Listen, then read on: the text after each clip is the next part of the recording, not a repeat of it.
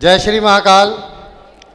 सभी विद्वान ज्योतिषी भाई बहनों को और मेरे विनोद जी को बुलाना बड़े चाहूंगी भाई और मंच गुरु पर जी आएं और शैलेंद्र अपना पांडे स्थान जी ग्रहण को, करें। आशु मल्होत्रा जी को। मैं एस्ट्रो कमल कुमार अग्रवाल दिल्ली से महाकाल का भक्त हूँ और श्री राकेश डागर जी और रेखा डागर जी की कृपा से मैं यहाँ पे आया हूँ। पहले मैं सभी भाई बहनों से निवेदन करूँगा, चाहे 5 मिनट बैठ जाएं, सुन लें। ज्योतिष में कुछ मोती हैं जिन्हें मैं लेके आया हूँ। बड़ी दूर से आते हैं हम लोग और सम्मेलन का मतलब होता है सब मिलन। अगर ध्यान से सुनेंगे और समझेंगे तो यहाँ से बहुत कुछ लेके जाएंगे, बाकी आपकी मर्जी है। बैठेंगे तो जरूर लेके जाएंगे, इसमें मेरा वादा रहा, क्योंकि मैं टॉपिक ऐसा लेके आया हूँ कि आपको मज़ा आएगा, ये मेरा वादा रहा। पहले मैं बधाई देना चाहता हूँ रेखा डागर जी को, राकेश डागर जी को। इनको ही क्यों, सबको बधाई देना चाहता हूँ इस बात की कि हम ज्योतिषी हैं। ज्योतिषी जो ज्योति अंधेरे में जला दे, ज्योतिषी। और ईश्वर ने सबसे बड़ा पवित्र काम करने को हमें दिया है। हम उस लायक हुए हैं कि हम सबसे ज़्यादा पवित्र काम करते हैं और सामने वाले की सेवा करते हैं। इस बात की आप सबको बधाई। मैं एक टॉपिक लेके आया हूं, वैसे तो आप सभी जानते हैं, विद्वान हैं, बताने की ज़रूरत नहीं है। साढ़े साती और ढैया हम सभी जानते हैं, बच्चा बच्चा जानता है, आम आदमी भी जानता है, आप भी जानते हैं, मैं भी जानता हूँ। लेकिन मैंने अपने कुछ गुरुजनों से सीखा है और समझा है, उसके विषय में बात करते हैं कि किसी भी जातक की आयु निर्धारित की गई है 100 से 120 साल। समझने वाली बात है, क्योंकि जो 9 ग्रहों की दशाएं 120 साल चलती हैं। हाँ, वो जातक 20 साल जिए या 120 साल जिए वो मुद्दा नहीं है। 120 साल में मैक्सिमम 4 बार साढ़े साती आती है कम से कम, और तकरीबन 10 बार या 12 बार ढैया आएगी। अगर हम आकलन करें तो इस हिसाब से तो साढ़े साती और ढैया आधे से ज़्यादा जीवन 75% तो इसी में बीत जाएगा। अगर साढ़े साती और ढैया सबकी खराब होगी तो क्या होगा, आधे से ज़्यादा जीवन परेशान रहेगा। लेकिन इस लेकिन में ही बहुत कुछ छुपा है कि साढ़े साती और ढैया में हमने देखा कि जातक, हमने तो उसको बताया कि भाई साढ़े साती लगी हुई है, आपको आप परेशान हो जाओगे। लेकिन बाद में हमने देखा, उन्होंने कहा पंडित जी मैं तो माला माल हो गया। क्यों हो गया भैया ऐसा? इसी विषय को खोजने और समझने की ज़रूरत है कि हमें ज्योतिषी ऐसे ज्योतिषी सामने वाले को डराना नहीं है, उसे समझाना है कि साढ़े साती भैया पहला पार्ट है, दूसरा पार्ट है या तीसरा पार्ट है। चलिए, साढ़े साती लग गई।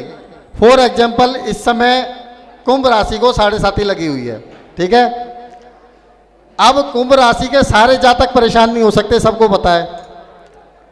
मकर में और मीन में साढ़े साती लगी हुई है, कर्क राशि में और वृश्चिक राशि में ढैया लगी हुई है। जब हम जन्म पत्रिका देखते हैं तो सबसे पहले हम देखते हैं लगन, लग्नेश और चंद्रमा को। सबसे पहले पकड़ने वाली बात यह है, लगन, लग्नेश और चंद्रमा को किसी भी प्रेडिक्शन से करने से पहले हमें ये 3 चीज पकड़नी जरूरी है। साथ में सूर्य चौथा, जो कि आत्मा कारक है। लगन और लग्नेश मजबूत है तो साढ़े साती आती है, कष्टकारी होती है, चली जाती है। मैं ये नहीं कह रहा हूँ साढ़े साती खराब सबकी जाएगी या सबकी अच्छी जाएगी, लेकिन लगन और लग्नेश मजबूत है तो इंसान हर बड़े से बड़ा तकलीफ दुख झेल के निकल जाता है। हमने देखा, आपने देखा। दूसरा सबसे बड़ी बात इसमें क्या है कि हमें देखना है चंद्रमा। साढ़े साती लगन को नहीं लगती, लग्नेश को नहीं लगती, चंद्रमा को लगती है जाके। साढ़े साती के अंदर चंद्रमा जितना ज़्यादा पीड़ित होगा, साढ़े साती उतनी कष्टकारी होगी। ढैया कष्टकारी होगी, शनिदेव की ढैया दशा, महादशा, अंतरदशा आएगी तो परेशानी हो सकती है, चंद्रमा पीड़ित होगा तो। लेकिन अगर यही चंद्रमा अच्छी पोजीशन में है, मान लीजिए उच्च राशि का नहीं है, नीची राशि का है, और उसका नीच भंग हो गया, तो भाई प्रधानमंत्री भी तो इसी साढ़े साती में बने, आप चेक कर लो। राष्ट्रपति भी बने और मुख्यमंत्री भी बने, तो साढ़े साती खराब नहीं है। लेकिन अगर चंद्रमा पीड़ित है, फॉर एग्जाम्पल के राहु के साथ पीड़ित है, केतु के साथ पीड़ित है, शनिदेव के साथ में है, शनिदेव की दृष्टि में है, या 6, 8, 12 में है चंद्रमा, तो साढ़े साती और ढैया 100% कमज़ोर जाएगी, ऐसा मुझे लगता है। लेकिन अगर चंद्रमा केंद्र में है, त्रिकोण में है और नवांश में बलवान हो गया, तो मुझे ऐसा लगता है, ये मेरा खुद का आकलन है कि 7.5 बढ़िया जाएगी। उसके साथ साथ शनिदेव अगर केंद्र और त्रिकोण के मालिक हैं, या छोड़ दो लग्नेश ही हैं, तो मैं आपसे पूछ रहा हूं, बताओ कैसे 7.5 खराब जाएगी? नहीं जाएगी। एक बात। दूसरी बात, 7.5 सबसे ज़्यादा तकलीफ किस समय देगी? अगर चंद्रमा खराब है तब भी इस चीज़ को पकड़ना बहुत ज़रूरी है।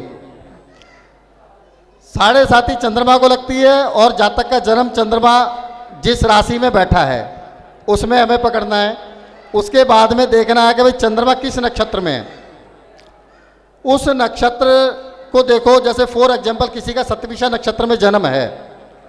अब सतविषा नक्षत्र में मैक्सिमम मुझे लगता है शनिदेव 9 महीने रहते हैं, वक्री और मार्गी भी होंगे। 9 महीने का आकलन कम से कम का है। वो जो 9 महीने हैं 7.5 के, वो सबसे ज़्यादा कमज़ोर जाएंगे, ऐसा मुझे लगता है। जब चंद्रमा जन्म राशि से नक्षत्र में होंगे तब कमज़ोर जाएंगे। अदरवाइज नक्षत्र का मालिक भी अगर केंद्र और त्रिकोण में है तो भी 7.5 में राहत हो सकती है, ऐसा मुझे लगता है। इसके साथ साथ ढैया और 7.5 में भेद है थोड़ा सा, क्योंकि चंद्रमा से जब चौथे शनि लगेंगे तो 7.5 लगेगी, और अष्टम में शनि लगेंगे तो 7.5 लगेगी। अब मान लो चौथे घर के मालिक ही शनि देव हैं, तो भी शनि उतनी खराब नहीं करेंगे। अष्टम में तो शनि वैसे ही योग कारक होते हैं, खराब नहीं होते, लेकिन थोड़ा सा एक्सीडेंट, चोट चपेट और तकलीफ या असाध्य रोग दे सकते हैं।